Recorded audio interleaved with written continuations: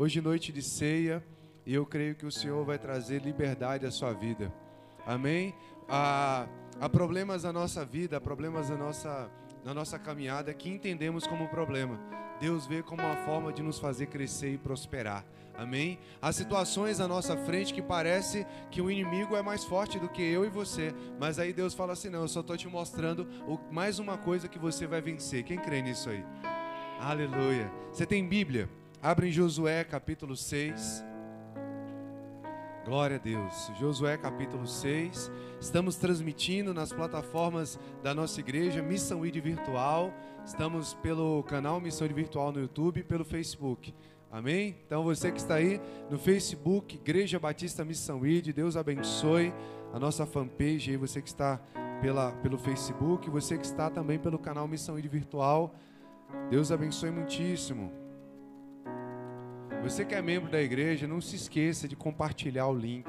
Às vezes você pode abençoar alguém, tirar a dúvida, como é que é a igreja? Como é que é o lugar que você vai?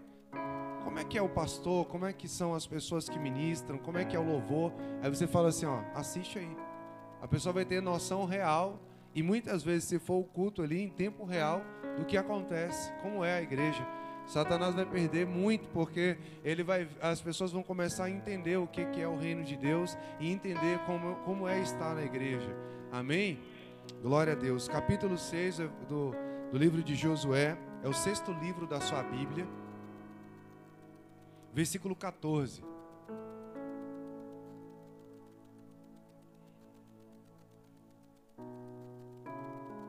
Amém? Todos encontraram? Está escrito assim: E no 2º dia, eles rodearam a cidade uma vez e retornaram ao acampamento, e assim o fizeram por 6 dias. Só até aí. Coloque a mão sobre a sua Bíblia, feche seus olhos e diga assim, em nome de Jesus. Hoje, no domingo profético, o Senhor estabelece estratégias para consolidar vitórias e honras sobre a minha vida, sobre o meu ministério, sobre os meus projetos e sobre as promessas que pairam sobre mim. Diga em nome de Jesus, essa noite, domingo profético, o Senhor ministra ao meu coração segredos que irão consolidar honra e vitórias em nome de Jesus. Amém? Glória a Deus. Pode se sentar.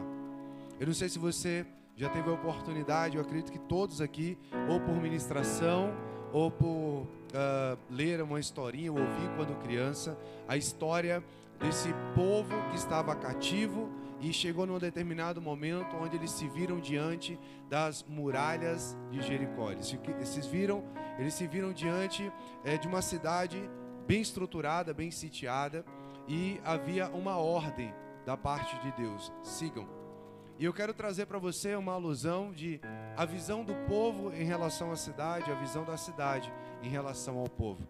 A Bíblia declara que era uma cidade fortificada, uma cidade que o governador daquela cidade, ele decidiu dar capacidade à cidade para reverter, vencer ou se defender de possíveis guerras. Então, aquela cidade levanta um muro de cerca de 9 metros de altura e com 3 a 4 metros de largura. Era capaz de você construir uma casa em cima da cidade, dos muros. E a palavra ensina que aqueles muros, eles eram governados não só pelos soldados, mas algumas pessoas, elas se alojavam naqueles muros. Inclusive, haviam casas até de prostituição naquele lugar. Aquela cidade era uma cidade que era dominadora, era uma cidade guerreira, uma cidade com formação bélica, com estrutura para a guerra. E então, vocês imaginam que a cidade havia saídas e entradas, ou seja, portões. E aqueles portões, certamente, eles só se abriam durante o dia, com um período programado, com pessoas avaliando o lugar, o espaço, o ambiente, para depois abrir e dar acesso, entrada a visitantes, mercadores e outras pessoas que vinham consolidar, talvez morada ali, ou trabalhar com vendas, ou até visitar parentes, ou chegando de viagem. Certamente à noite aqueles portões eram trancados e vigiados por dentro e por fora e por cima dos muros. E aí, num certo dia, um dos soldados, um dos vigias, um dos sentinelas, observam que havia uma massa caminhando em direção àquela cidade. Ao longe, eles perceberam que existia uma quantidade incontável de pessoas que estavam se movendo, e o caminho, a rota, a direção daquelas pessoas era em direção à cidade. Havia então no coração daquele povo um receio. O que será que vai acontecer? Qual é o projeto, a proposta daquele povo? Por que eles estão se direcionando para cá? Eu imagino que talvez foram vigias, foram espiões, foram pessoas que tinham conhecimento estratégico de guerra para avaliar número, quantidade, se haviam guerreiros, se eles estavam armados, quais eram as pretensões. E todas as notícias que chegavam àquela cidade era que eles não paravam de marchar, eles não paravam de caminhar em direção àquele lugar, eles não mudavam a rota, a direção era verdadeiramente aquela cidade. Então você imagina que o governador daquela cidade, o rei daquele lugar, ele decide imputar uma certa responsabilidade. Toca-se um alarme e aqueles soldados então entendem que agora eles deveriam ter mais cuidado, mais precisão. A vigilância dentro daquele muro havia aumentado. Eles começaram a fortalecer os buracos, os espaços. Como você bem sabe, esses muros, eles criavam alguns buracos de agulha, e nesses buracos de agulha uma pessoa se escondia ou podia até atravessar o muro. Lugares, rachaduras estavam sendo rapidamente consertadas, soldados estavam em pontos estratégicos, vigias constantes ali em todos os ambientes, porque agora estava se falando de uma possível guerra. Eles começaram a colocar estratégias naquilo que poderia ou não acontecer. Eles estavam visualizando que aquele povo poderia ser um povo inimigo, e eles não queriam ser pegos de surpresa. A minha e a sua Bíblia declara que o reino das trevas, eles se cumprem em uma fidelidade.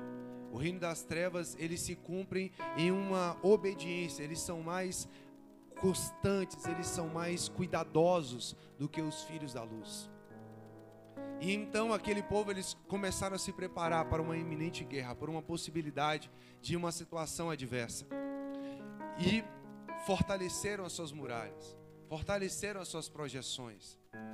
E o que eles observavam é que aquela massa tinha uma constância de caminhada.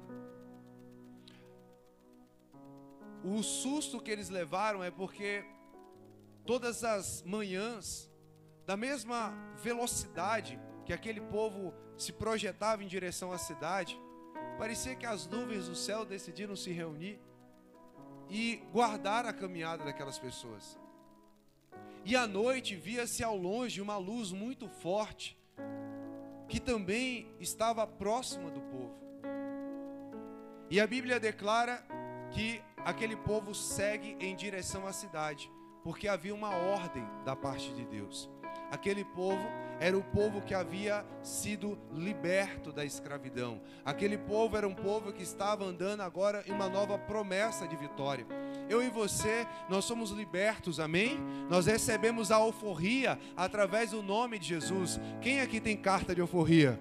Aleluia, somos livres, libertos, e às vezes não entendemos isso. Um escravo, quando ele é livre, quando ele é liberto, ele não consegue compreender essa liberdade. Em muitas situações, o escravo, pelo período que ele passa em escravidão, quando ele se vê livre, ele quer retornar à escravidão, porque ele tem medo do novo processo que ele vai viver. Isso aconteceu, inclusive, nos períodos históricos, quando começou a assinar a carta que liberava a escravidão dentro do Brasil, ou melhor, que liberava os escravos da escravidão. A história conta que alguns escravos começaram a se suicidar ou pedir para que não fossem libertos, porque após a liberdade eles não sabiam como agir, eles não estavam habituados com aquela nova situação. Então você pega pessoas que ficaram de geração em geração vivenciando como escravos, homens que após retirar as suas roupas, eles tinham marcas diversas no seu corpo, ferimentos das mais variadas formas, de chicotes, pauladas, ferroadas, agressões, pedradas de todas as formas. Os seus braços, as suas costas, o seu rosto era marcado com cicatrizes, e cada cicatriz daquela afetava a vida deles e induzia eles a entender: vocês são escravos. Então todas as vezes que eles levantavam a camisa, todas as vezes que eles tomavam banho, todas as vezes que eles tocavam o seu corpo, eles sentiam cicatrizes que lembravam de quem eles eram. A Bíblia ensina que havia liberdade, havia um homem que estava o direcionando. Existia um líder chamado Moisés, ele começou aquela caminhada, Moisés veio a morrer e Josué foi levantado para dar continuidade àquilo, mas as marcas ainda estavam sobre o seu corpo. Eles entendiam que, embora eles estavam livres, mas eles não entendiam o que era viver a liberdade. Quantas vezes nós somos livres pelo Senhor, mas começamos a sentir saudade do alho, da cebola, como eles declaram, dos melões do Egito. Em muitas situações a nossa carne fala: volte ao pecado, volte à escravidão, volte a quem você era. Mas ali estavam eles caminhando e havia uma promessa. A palavra ensina que Deus ministrou ao coração de Josué: guia o povo e vocês vão tomar aquela cidade. Você pode declarar isso aí em nome de Jesus? Levante suas mãos e diga: em nome de Jesus, a minha cidade, aquilo que o Senhor tem como promessa, a minha caminhada, em nome de Jesus eu vou tomar a cidade, eu vou tomar aquilo que o Senhor me deu. Eu não sei muito bem que caminho eu estou seguindo, mas eu sei que é o melhor caminho, que é o do Senhor. Diga: eu não sei qual é o próximo passo. Diga: eu não sei qual é o próximo passo, mas eu sei que as estratégias virão do Senhor. Pode ser que nessa caminhada, querido, que você está fazendo, você carrega cicatrizes do seu passado. Você carrega cicatrizes de quem você foi, da maneira que você foi tratado, da maneira que seu pai ou sua mãe te tratou. Talvez você foi tratado de forma agressiva, talvez você foi abusado ou abusada. Quem sabe você teve relacionamentos no seu passado, no mundo, que afetam você até hoje. Você foi traído, você foi envergonhada, você se sentiu ofendida, esteve em relacionamentos tóxicos, relacionamentos onde as pessoas te agrediam, desfaziam de você. Eu estive vendo uma mãe falar: o meu filho está sendo destratado pela namoradinha, a namoradinha trata ele de qualquer maneira. Então isso afeta não só a pessoa, mas as pessoas que estão ao redor. De repente você foi uma pessoa que você se deu muito bem na vida, mas de repente você ruiu, você faliu. De repente você é uma pessoa que sonhou com uma escolaridade melhor, com uma faculdade, com uma pós-graduação, com um doutorado, com um mestrado, não sei. E quando você se olha, você vê impotente dentro dessa situação. Aquele povo, eles caminhavam para uma promessa, só que eles não entendiam o que era promessa. Eles estavam acostumados a receber ordens, eles estavam acostumados a errar, falhar e serem agredidos. Eles não sabiam escolher um horário para acordar, porque eles estavam adaptados a antes do sol nascer. Eles deviam estar de pé, a serviço. Eles estavam praticando a serventia ao Egito. Então de repente eles podiam acordar a hora que eles queriam e dormir a hora que eles queriam. De repente eles eram donos daquela tenda que eles estavam. De repente eles olhavam o ouro e falavam assim: olha, nós somos dominadores desse ouro, mas não sabemos o que fazer, porque fomos ensinados a ser escravos. Existem muitas pessoas dentro da igreja que elas foram ensinadas a ser escravas pelo mundo. Elas amam o dinheiro, mas não conseguem amar o Senhor, que é dono de todas as coisas. A Bíblia ensina que o nosso Pai é dono do ouro e da prata. Quem crê nisso aí? Mas as pessoas ainda estão presas ao mundo com cicatrizes de escravo, amantes do dinheiro. A Bíblia declara que o amor ao dinheiro é a raiz de todos os males. E quantos estão aqui dentro da igreja? Quantos estão se declarando crentes de Jesus Cristo, mas estão afeiçoados, apegados, estão doutrinados, são verdadeiros amantes do dinheiro? Esquecem que o nosso Pai é dono do ouro e da prata. Aquele povo estava dessa maneira. Eles estavam caminhando, mas eles tinham cicatrizes, eles tinham situações. Quantos ali acordavam na madrugada e assustados, sonhando com ataques, com agressões, com a falta do alimento? Eles não estavam acostumados a comer bem, mas agora eles estavam caminhando no deserto e todos os dias bem cedo, o Pai de amor, derramava sobre eles um pão fresco vindo do céu. E eles tinham a oportunidade de todos os dias se alimentar desse pão fresco. Todas as vezes que eles tinham sede, a palavra ensina que Deus ele executou uma ação poderosa e fez com que a água viesse da rocha, para que eles pudessem beber da água e se apropriar daquilo. Eles não estavam habituados a ser bem tratados. Existe uma situação no ser humano que nós temos a tendência a nos afeiçoar à situação ruim. Nós nos apegamos muito ao momento ruim que passamos e muito pouco às situações boas. Conquistamos coisas, pode observar. O cara trabalha durante um tempo e o sonho dele é ter uma moto, mas ele não tem como, então ele compra uma bicicleta.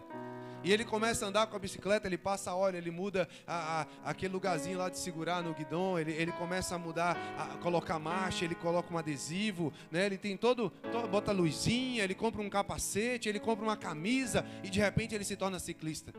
Mas aí ele descobre que não dá para ele, porque aquilo cansa, então ele compra uma moto. E quando ele compra a moto, ele troca o guidão, ele coloca a luz, ele modifica a moto, ele coloca rodão, ele começa a mudar, mas aí descobre que ele tem que lavar aquela moto. E ele começa a largar a moto de qualquer jeito e raramente vai lavar aquele negócio. Aí ele vai e compra um carro. E aí quando ele compra um carro, ele fica se achando, ele coloca um sonzão e tal. Mas aí ele descobre também que tem responsabilidades. Todas as vezes que o ser humano conquista coisas, o período melhor da vida dele é a luta para conquistar. Mas após ele conquistar, ele começa a rejeitar. A menina quer um namorado a qualquer custo, o rapaz quer uma namorada a qualquer custo, mas na hora que ela consegue, aquele namorado consegue aquela namorada, então ele já não consegue mais valorizar aquilo, e após casar então, eles começam a ter desprezo um pelo outro, eles já começam não mais a olhar o corpo, não mais a olhar o valor, não tem um beijo, não tem um abraço, não tem um carinho, porque agora eles já conquistaram aquilo. Agora nós também temos costume de nos afeiçoar a coisas ruins. Nós costumamos a nos avaliar, não por quem somos, mas pelo que não temos. Temos o costume de nos avaliar, não pelo aquilo que adquirimos, mas por aquilo que ainda não conseguimos alcançar. Então começamos a prezar mais pelas coisas ruins. As pessoas sofrem uma traição e de repente a pessoa encontra uma pessoa boa e começa a viver com ela. Mas na cabeça dela está ali assim, essa pessoa vai me trair a qualquer momento. A qualquer momento vai dar errado. A pessoa começa a investir em um negócio, começa a dar certo, ela começa a pensar, mas e se der errado? E se não der certo? A pessoa aceita Jesus e de repente vai um irmão e fala assim, cara, por que você não batiza? Aí se eu desviar? As pessoas sempre se apropriam das coisas ruins. Se você desviar, você volta, amém? Jesus vai te alcançar de novo. Aquele que vem a mim de maneira nenhuma, eu lanço fora, diz o Senhor. Mas as pessoas são tendenciosas a isso. As pessoas são tendenciosas a se amarrar às coisas ruins. Ah, mas eu larguei o vício, mas se eu voltar... Então, pode observar. Você pega um jornal que está passando coisas sobre o Covid, coisas sobre morte, coisas sobre guerra, coisas sobre assalto, coisas sobre estupro, coisas sobre o tráfico. Você fica ali, ó, viciado naquela coisa. Aí você tira daquilo e coloca alguém falando coisas boas. Fala que as coisas estão dando certo, que está tendo um número melhor de vacina, ou que o PIB do Brasil melhorou, ou que está diminuindo a quantidade de desemprego. Não, mas eu acho que isso aí é pouco. As pessoas são tendenciosas a se amarrar e afeiçoar a coisas ruins. Nós somos tendenciosos. Os políticos, as pessoas políticas, ou as pessoas que querem se envolver, se engajar na política, né? Que são pessoas boas, são pessoas honestas. Eu estou falando de política porque agora não tem, né, o que discutir política agora.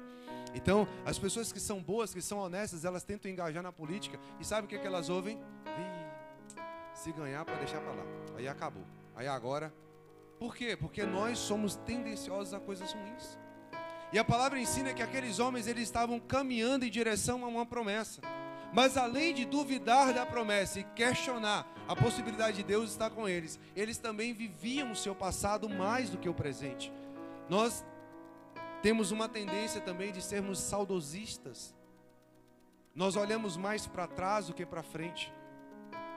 Quando você adquire um carro, o carro vem com um para-brisa enorme.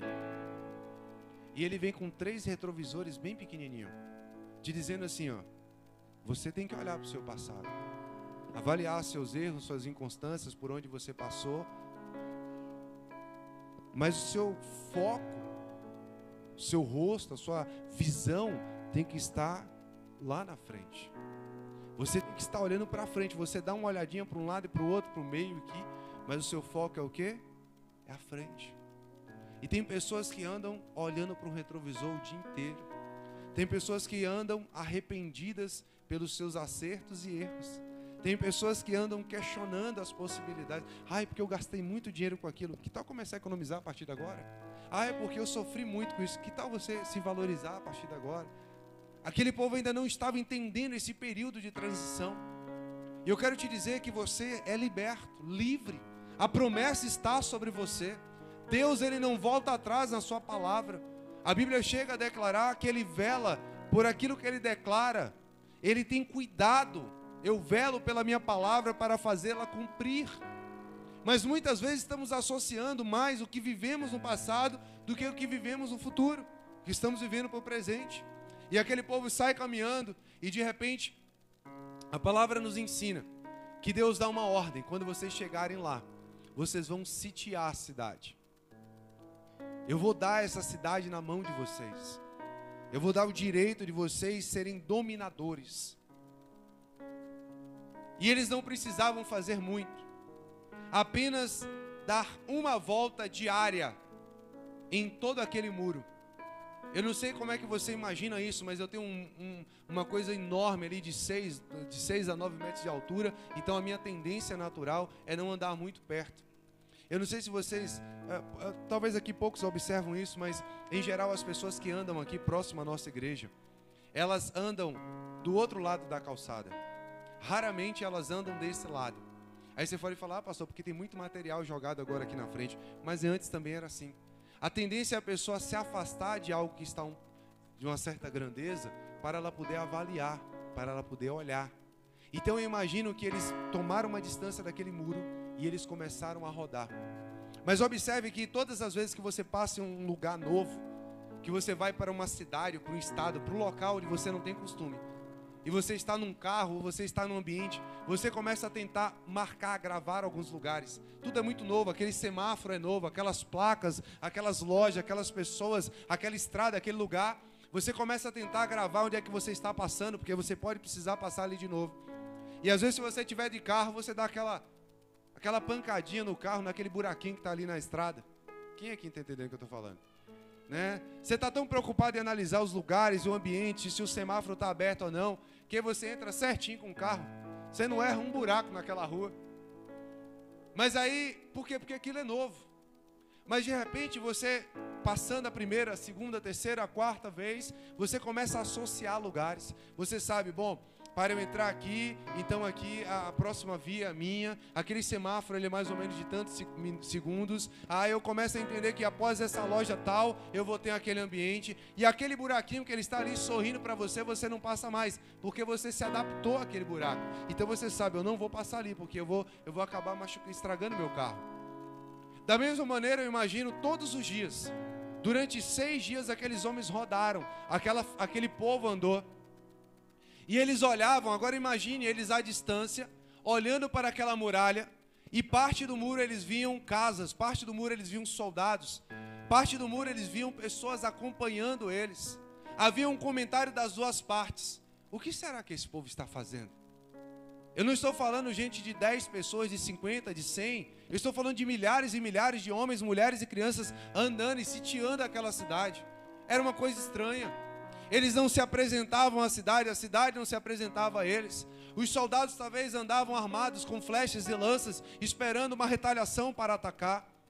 O inimigo da nossa alma, ele sabe que há uma promessa sobre a sua vida. Talvez você tenha tentado esconder de Satanás e feito de maneira errada. Você não pode colocar a luz embaixo da mesa.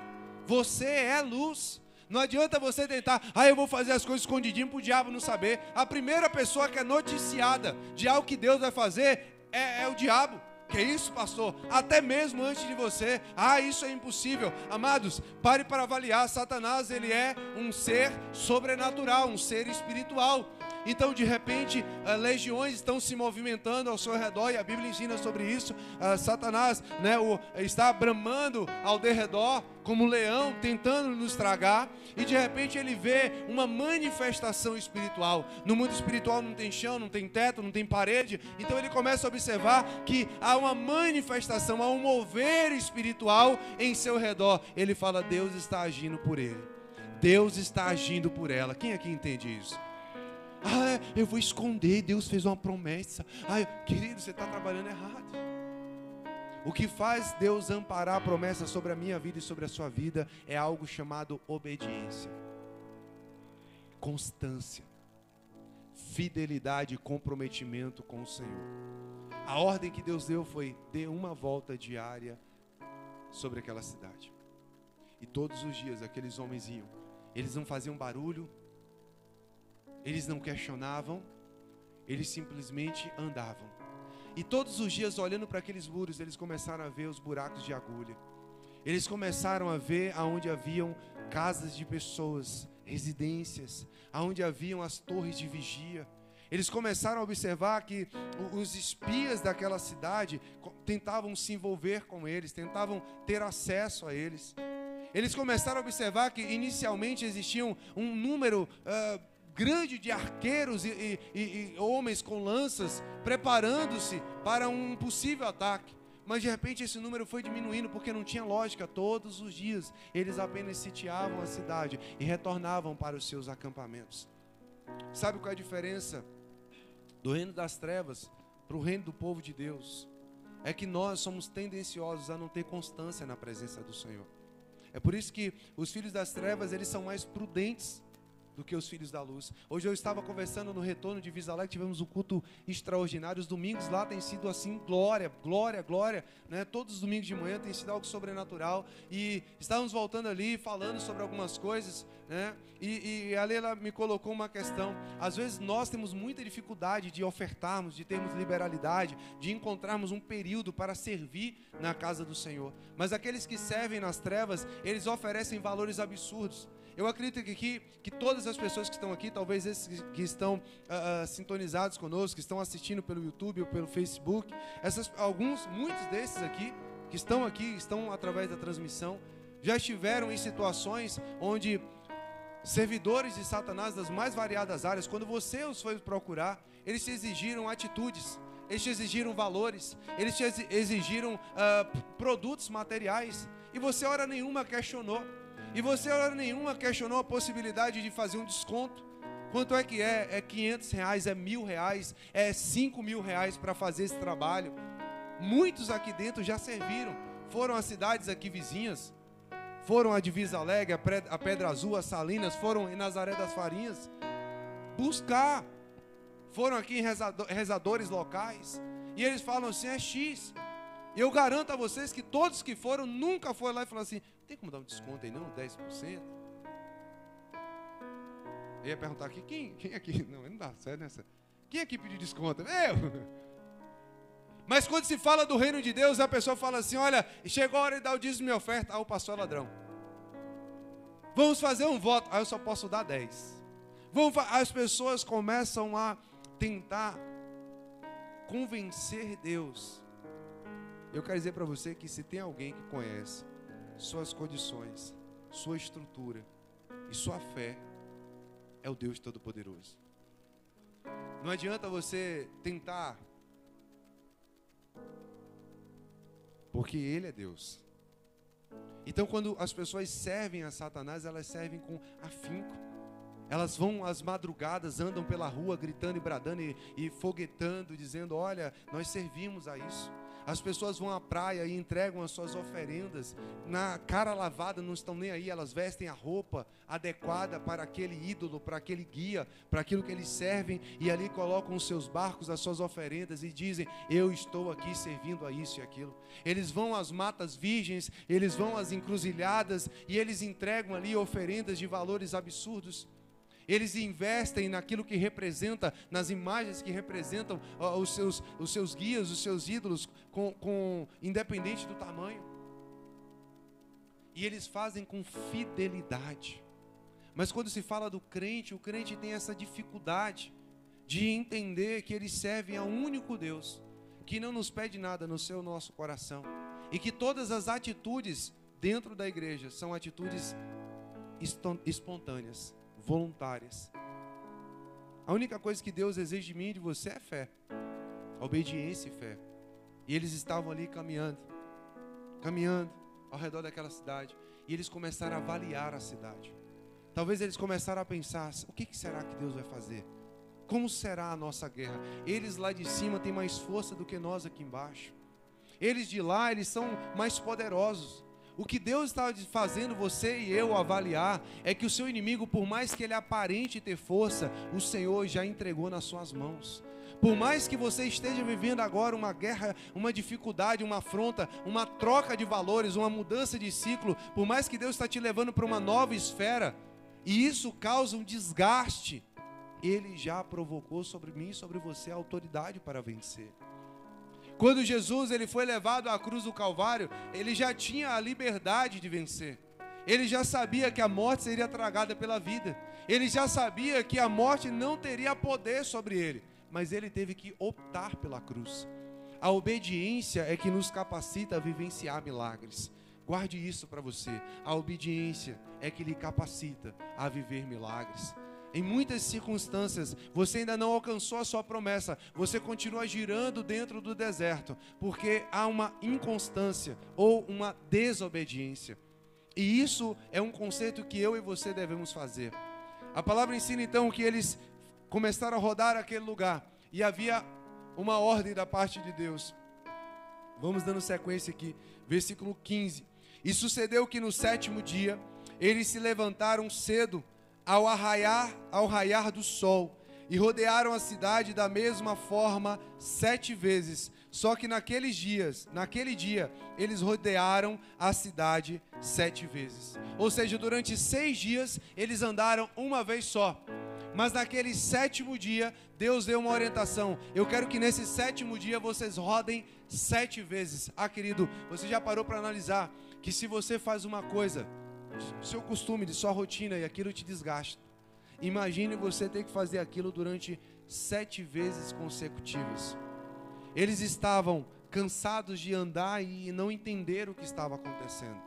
E de repente Deus fala assim: olha, hoje é o 7º dia e eu quero que vocês não rodem uma vez só, mas eu quero que vocês rodem durante 7 vezes. Eles passaram por todos os portões, a primeira, a segunda, a terceira. Eles já começaram a olhar o povo começou a olhar ele. O sol começou a rodar, o sol começou a dar sequência à sua vida. Uns soldados trocaram de turno e eles estavam ali rodando naquele ambiente. Eles não sabiam o que ia acontecer, mas existia uma promessa. Eu e você, nós não precisamos saber o que vai acontecer, mas nós temos que crer que Deus ele é fiel e poderoso para provocar uma obra de milagres na nossa vida, para realizar aquilo que Ele prometeu. Ele continua sendo Deus. Na minha inconstância, na minha fraqueza, na minha dificuldade, nas cicatrizes e feridas que eu carrego no meu corpo, nas dúvidas que tentam permear a minha mente, Deus continua sendo Deus. Quem crê nisso aí? Aleluia.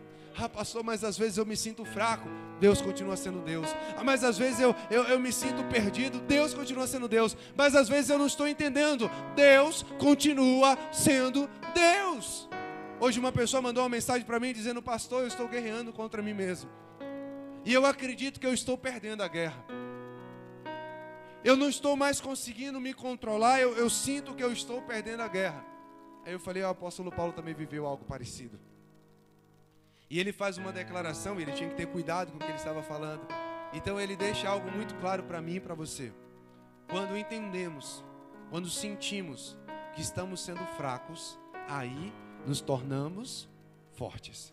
Porque, queridos, enquanto nós queremos vencer as nossas guerras através da nossa constância, do nosso poder, da nossa autoridade, do nosso braço, do nosso conhecimento, da qualificação que temos, a nossa tendência natural é perder, é sofrer danos, é perder aquilo que criamos como expectativas e vivermos frustração. Mas quando estamos confiantes nele, quando entendemos que a nossa carne não pode sem ele, quando entendemos que nós não podemos sem ele, então a vitória é singular para mim e para a sua vida. Amém?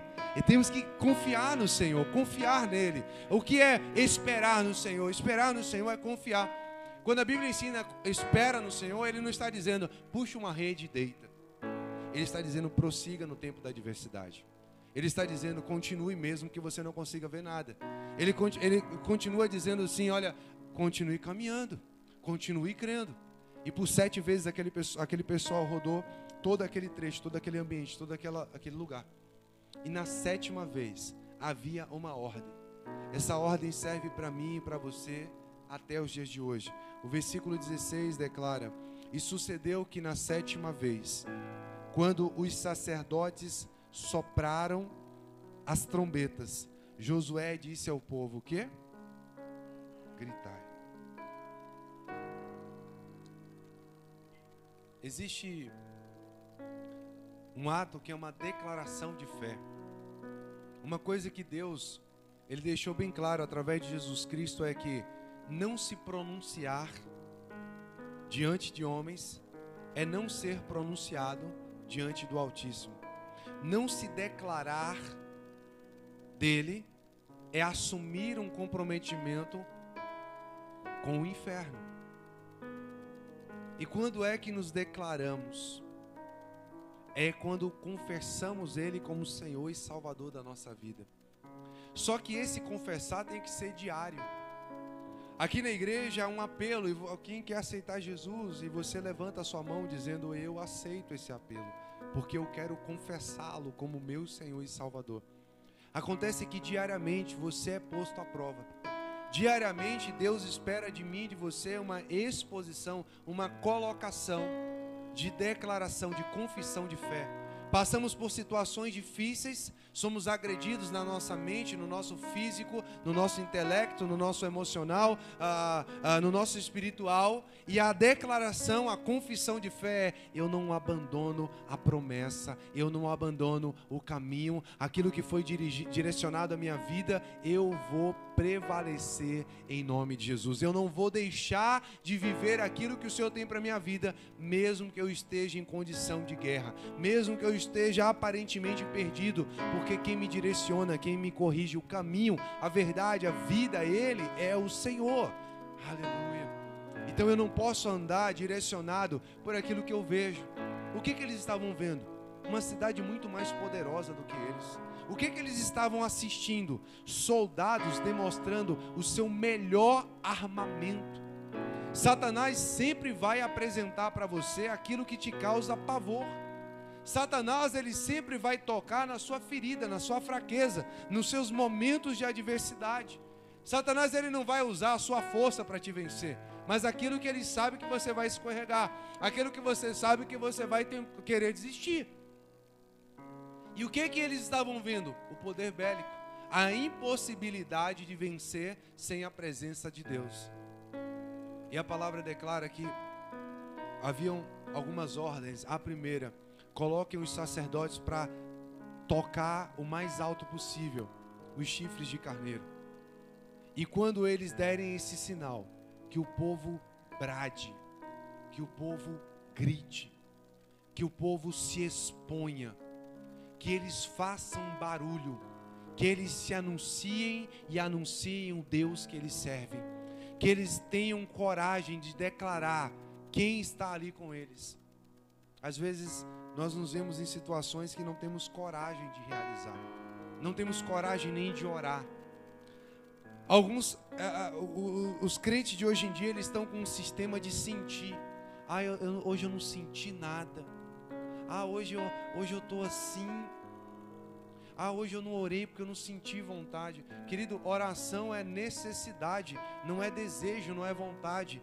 Jejum não é vontade, não é desejo, é necessidade. Clamar a Deus não é quando você está: hoje eu estou bem, aleluia, hoje eu coloquei uma música no YouTube e eu comecei a cantar. Não, a necessidade de clamar ao Senhor, mesmo quando não o vemos, mesmo quando sentimos que estamos só. Essa é a necessidade. Jesus se sentiu só e ele falou: Senhor, se for possível, o Senhor passa de mim esse cálice. Mas depois ele repensa a sua possibilidade, a sua atitude, aonde ele caminharia, e ele fala: que não seja feita a minha vontade, mas a tua. Qual era o desejo real dele? Vou abandonar tudo porque eu não preciso passar por isso. Mas ele entendeu que para o nome do Senhor ser glorificado, ele estava ali.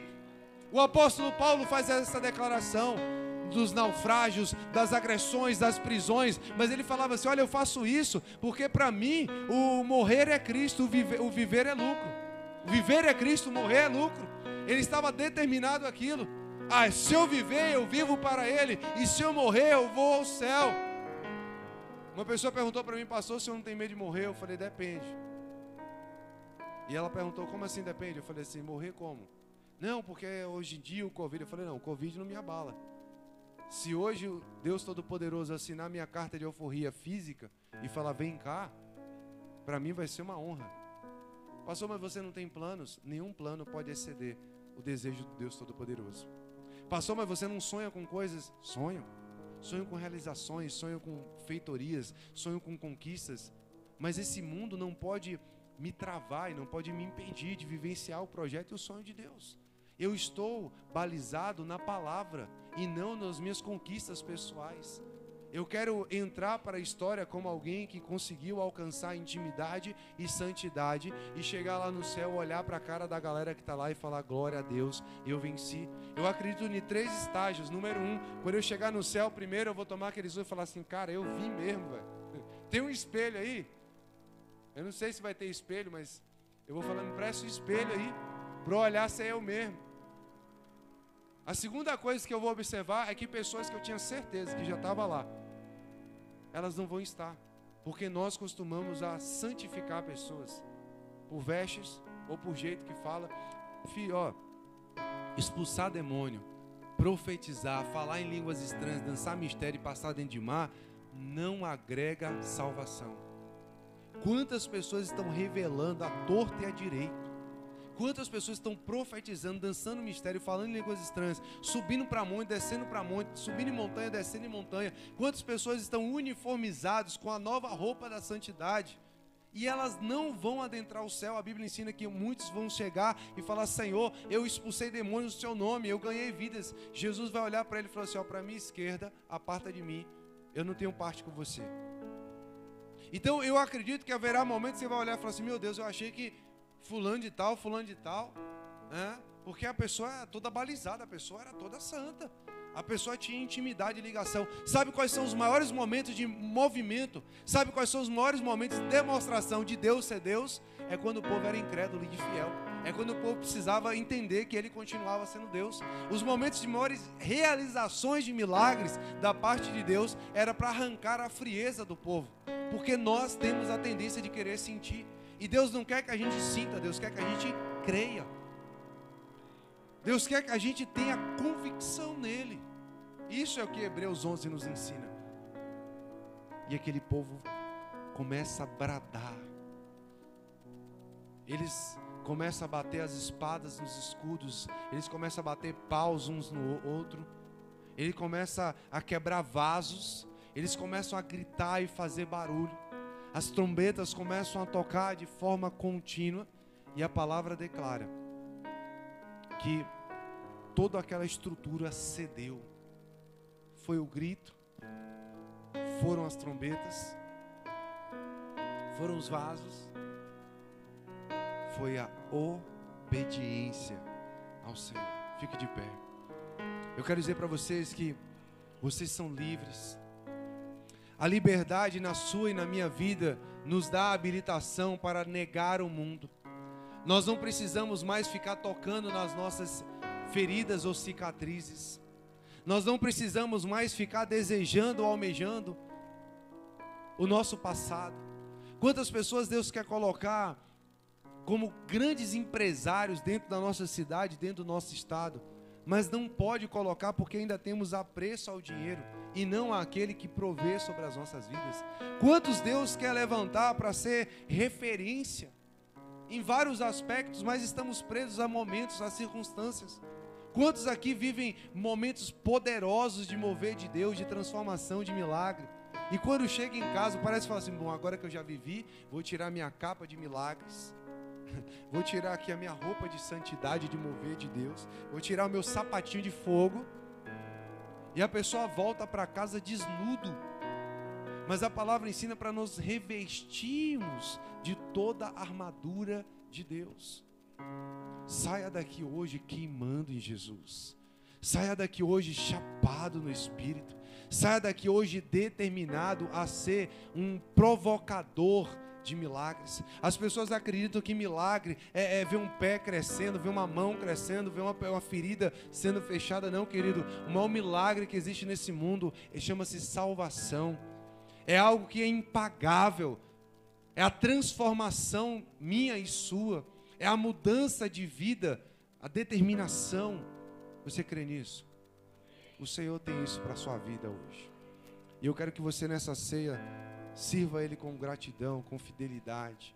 Eu quero que hoje você nessa ceia saia daqui determinado. Cara, eu vou ser tão fiel ao Senhor, que eu creio que aquilo que eu regredi de promessa em 10 anos da minha vida, vai acontecer amanhã, vai acontecer essa semana. E outra, eu não estou preocupado com o dia que vai acontecer. Eu creio que já aconteceu, porque já foi liberado para mim, em nome de Jesus. Ah, pastor, mas eu estou passando a pior fase da minha vida. Pare para analisar que essa pior fase pode ser Deus te mostrando algo. Deus falando com você, Deus mostrando sua muralha. E aí? Ó, pastor, o pessoal já disse que não tem jeito. As pessoas já disseram que, olha, agora tem que aceitar assim. Diga aí, o meu Deus é um Deus de milagres. Diga, o meu Deus é o meu Pai. Ele me ama e Ele tem o melhor para a minha vida. Amém?